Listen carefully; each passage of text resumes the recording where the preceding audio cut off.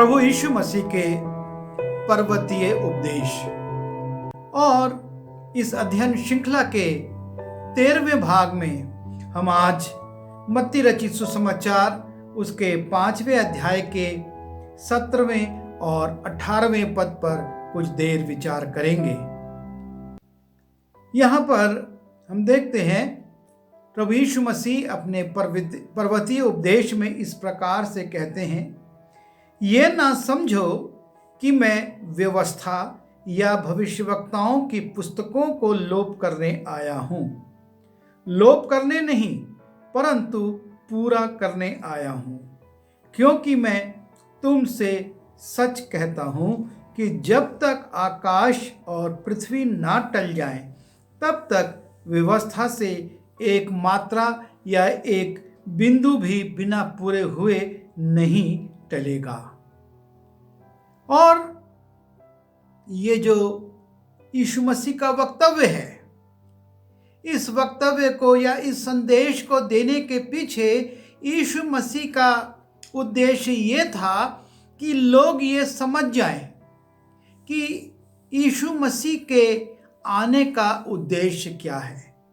क्योंकि यीशु मसीह से सबसे ज़्यादा याजक, महायाजक, लेवी इस बात से चिढ़ते थे कि वो व्यवस्था के विरुद्ध कार्य करता है, और यीशु मसीह पर सबसे ज़्यादा आरोप भी यही लगाए जाते थे कि वो व्यवस्था का पालन ना करके ऐसी ऐसी शिक्षा देता है जो कि व्यवस्था के विरुद्ध है।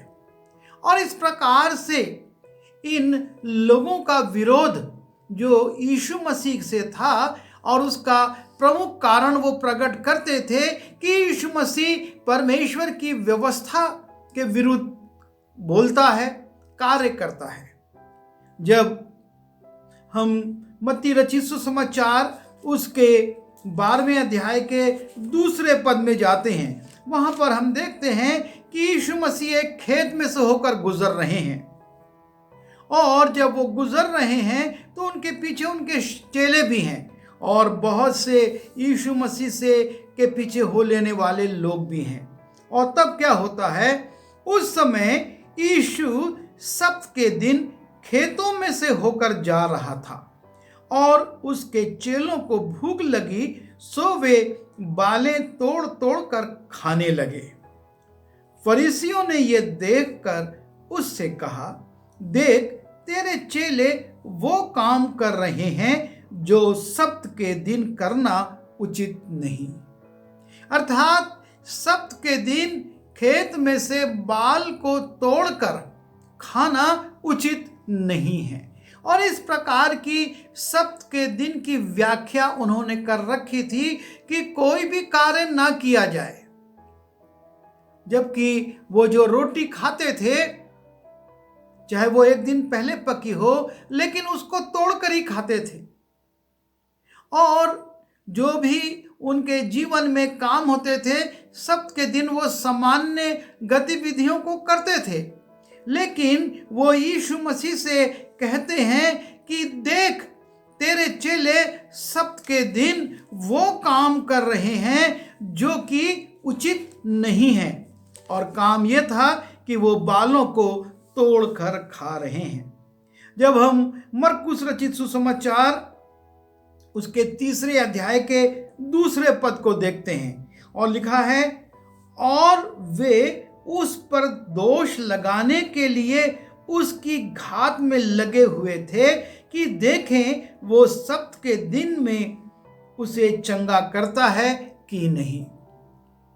ये लोग यीशु मसीह के लिए बस एक मौका ढूंढते थे कि कैसे उस पर दोष लगाएं। और सब्त के दिन आराधनालय में वहाँ एक मनुष्य था जिसका हाथ सूखा हुआ था, और तब ये देखते हैं कि देखें यीशु मसीह क्या करेगा, इसको चंगा करेगा या नहीं।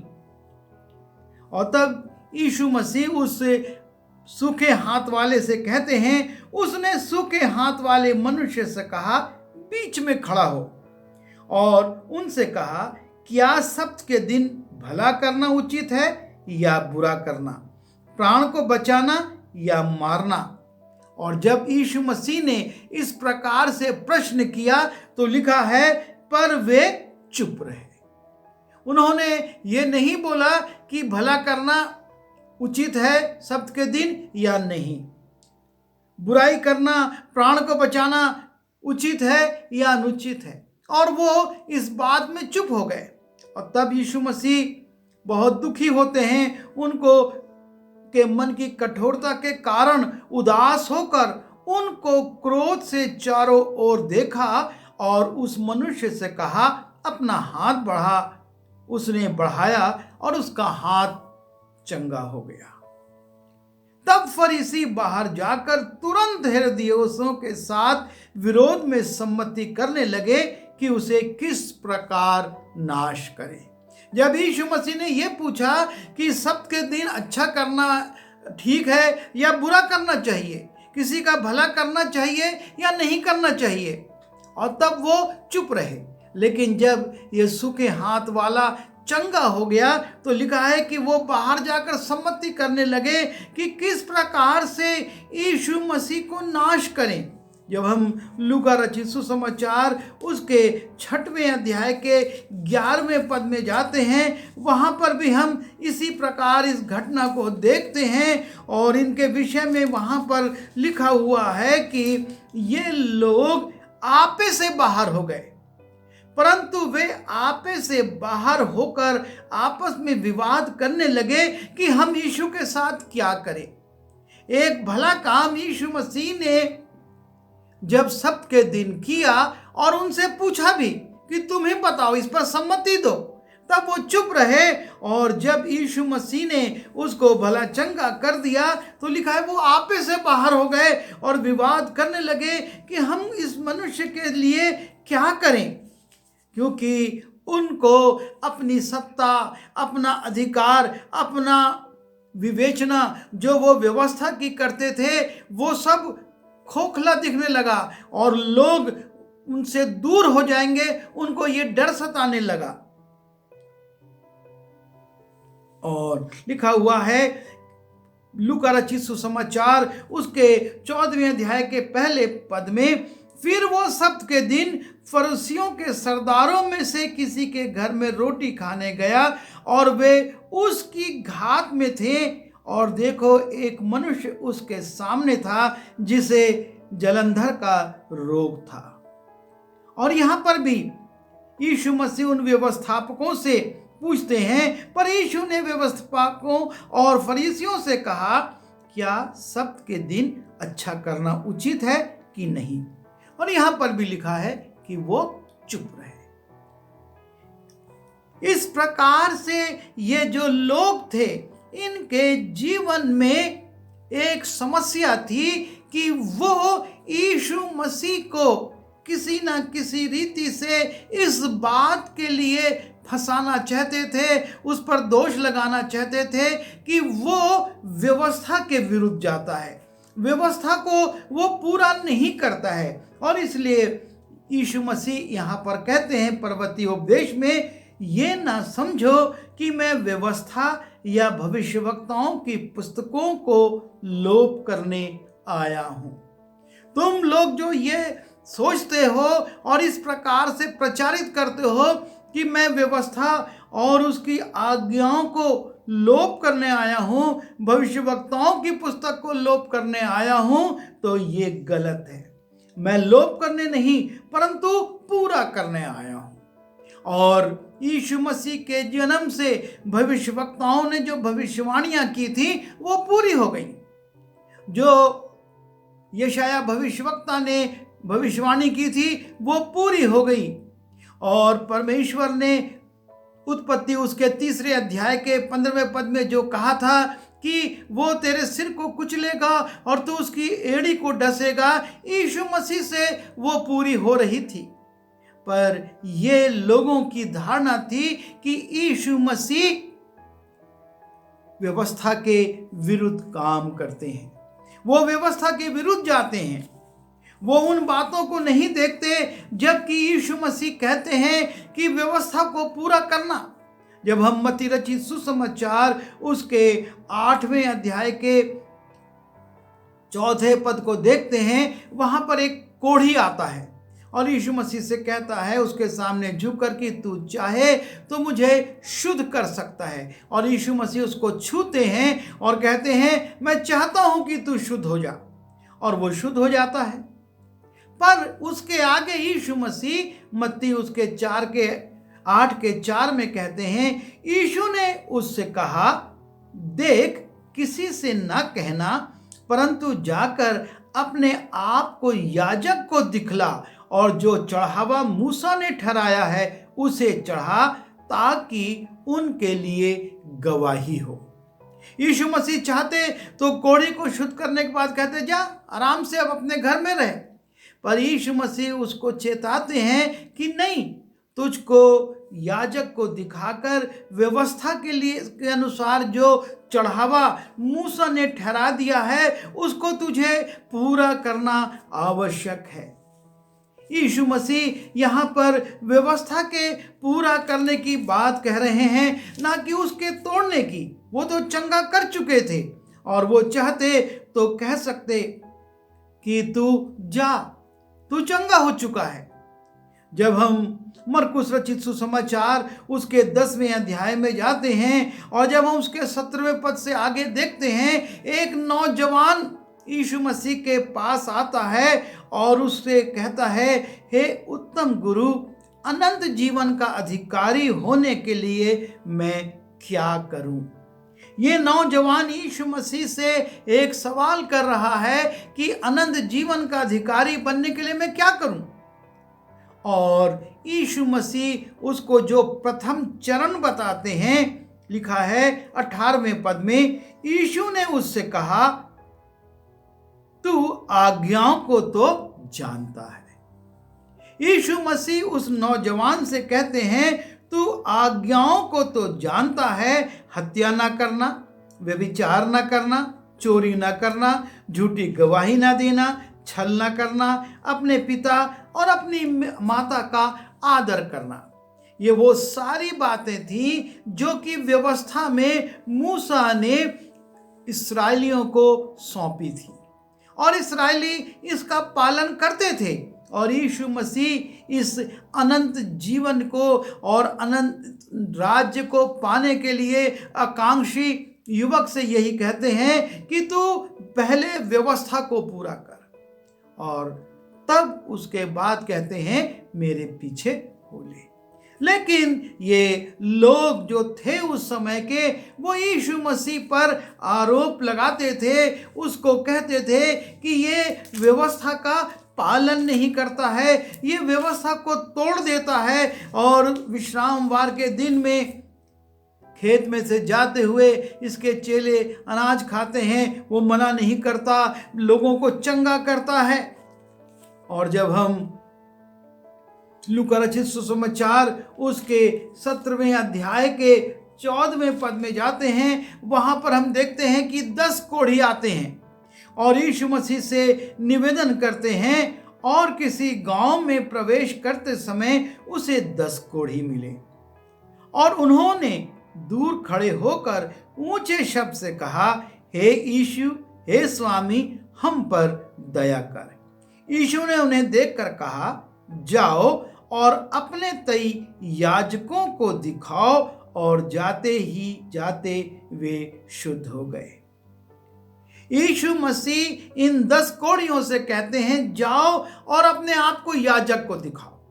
याजक को दिखाने का मतलब यह है कि याजक देखेगा, तुमको जांचेगा तुम शुद्ध हो या नहीं, और जब तुमको शुद्ध पाएगा तो शुद्धता के लिए जो नियम ठहराए गए हैं उनको पूरा करने के लिए कहेगा।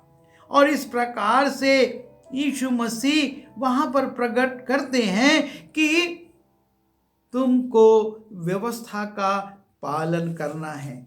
मैंने तुमसे ये नहीं कहा कि तुम व्यवस्था को तोड़कर मनमानी करो, लेकिन मैं ये चाहता हूं कि तुम व्यवस्था का पालन करो। और इसीलिए मत्ती रचित सुसमाचार उसके 3 अध्याय में जब हम जाते हैं और वहां पर हम देखते हैं कि यीशु मसीह यूहन्ना से बपतिस्मा लेने आते हैं, और यूहन्ना जो कि ये जानता था उस पर यह प्रकट हो चुका था कि यीशु मसीह परमेश्वर का पुत्र है, वो कहता है मुझको तुझसे बपतिस्मा लेने की आवश्यकता है।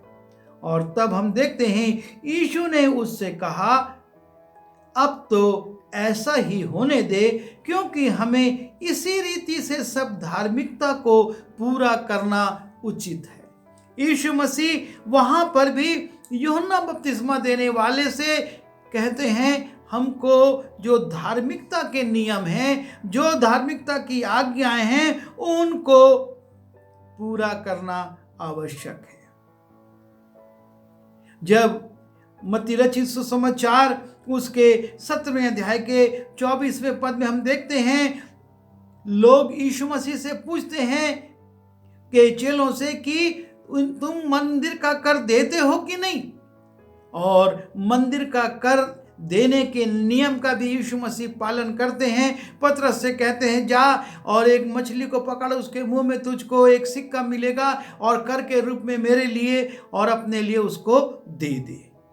यीशु मसीह वहां पर भी जो व्यवस्था थी, जो नियम था उस मंदिर का, उसको तोड़ते नहीं हैं, लेकिन उसका पालन करते हैं। और जब हम मत्ती रचित सुसमाचार उसके 22वें अध्याय में जाते हैं, यीशु मसीह को परखने के लिए पूछा जाता है कि हम कैसर को कर दें या नहीं, क्योंकि हम तो यहूदी हैं, हमको दूसरी जाति के राजा को कर देने की, रोमियों को कर देने की क्या आवश्यकता है। पर यीशु मसीह वहां पर भी नियम का पालन करते हैं। कहते हैं कर का सिक्का मुझको दिखाओ, और पूछते हैं इस पर किसकी मूर्ति है, वो कहते हैं कैसर की। और यीशु मसीह उनको कहते हैं जो कैसर का है वो कैसर को दो, और जो परमेश्वर का है वो परमेश्वर को दो। और इस प्रकार से अपने इन पर्वतीय उपदेश के माध्यम से यीशु मसीह इस बात को स्पष्ट करते हैं कि वो व्यवस्था का पालन करना चाहते हैं, वो पालन कर रहे हैं और पालन करवाना चाहते हैं। और तब कहते हैं कि मैं व्यवस्था को लोप करने नहीं परंतु पूरा करने आया हूं, क्योंकि मैं तुमसे सच कहता हूं जब तक आकाश और पृथ्वी न टल जाएं तब तक व्यवस्था से एक मात्रा या एक बिंदु भी बिना पूरा हुए नहीं टलेगा। और इस प्रकार से यीशु मसीह परमेश्वर की सौंपी हुई व्यवस्था का आदर करते हैं। कहते हैं आकाश और पृथ्वी टल जाएंगे पर उसके पहले इस व्यवस्था की एक मात्रा, एक बिंदु नहीं टलेगी। इतनी दृढ़ता के साथ वो परमेश्वर की आज्ञाओं के अनुसार आचरण करते और लोगों को भी समझाते कि ये व्यवस्था नहीं टलने की, जो परमेश्वर ने नियम ठहरा दिए हैं वो नहीं बदलने के। और यही बात वो आपसे और मुझसे चाहते हैं। हम यीशु मसीह के विश्वासी हैं, ये बहाना बनाकर हम व्यवस्था का इनकार नहीं कर सकते। अर्थात हमको वो होम बलि, मेल बलि में परमेश्वर नहीं जोड़ता, लेकिन वो चाहता है कि जो 10 आज्ञाएं और जो नियम उसने ठहराए हैं, जो नियम परमेश्वर की ओर से हैं, उसका उसके लोगों को पालन करना है। क्योंकि हमारे लिए बलि तो यीशु मसीह हो गया, उसने अपने आप को फसह के दिन भेंट चढ़ा दिया, लेकिन जो नियम हैं उनका पालन हमारे लिए भी आवश्यक है। और इसलिए उन्होंने कहा कि मैं व्यवस्था और भविष्यवक्ताओं की पुस्तकों को लोप करने नहीं, उसे पूरा करने आया हूँ। और सारी बातें उसी रीति से जो पुराने नियम में हैं और जो नए नियम में हैं पूरी हो रही हैं। और इसलिए हमको इस बात के लिए लापरवाह नहीं होना है कि हम उन बातों को टाल दें और हम सोचें कि हम चूंकि मसीह हैं इसलिए हर बात से मुक्त हैं। परमेश्वर नहीं चाहता, यीशु मसीह नहीं चाहता, पवित्र आत्मा नहीं चाहता कि हम अनाज्ञाकारी हों, वो कहता है यदि तुम मेरी आज्ञाओं को मानोगे तभी तुम मेरे चेलों को ठहरोगे। और उसकी आज्ञाएं वो कहता है कठिन नहीं, सरल हैं। परमेश्वर की आज्ञाओं का पालन हमारे लिए भी जरूरी है। प्रभु हमारी सहायता करे कि हम उसकी आज्ञाओं का पालन करें, उसके नियमों के अधीनता में रहें और उसकी इच्छा के अनुरूप अपना जीवन व्यतीत करें। आइए दुआ करें। पिता परमेश्वर, हम धन्यवाद देते हैं प्रभु यीशु मसीह के लिए, जिसने कि ये स्पष्ट किया कि वो व्यवस्था को लोप करने नहीं लेकिन उसको पूरा करने आया है। और उसने ये बात स्पष्ट कर दी कि आकाश और पृथ्वी टल सकते हैं लेकिन व्यवस्था की एक मात्रा या एक बिंदु नहीं टलने का। और इसलिए प्रभु जी हमारी सहायता कीजिए कि हम आपके नियमों का, आपकी व्यवस्था का ईमानदारी से पालन करें और जो बातें आपने, जो दैनिक जीवन की आज्ञाएं हमको दी हैं, उनका पालन करके हम आपकी योग्य संतान बन सकें। विनती यीशु के नाम से मांगता हूँ, आमीन।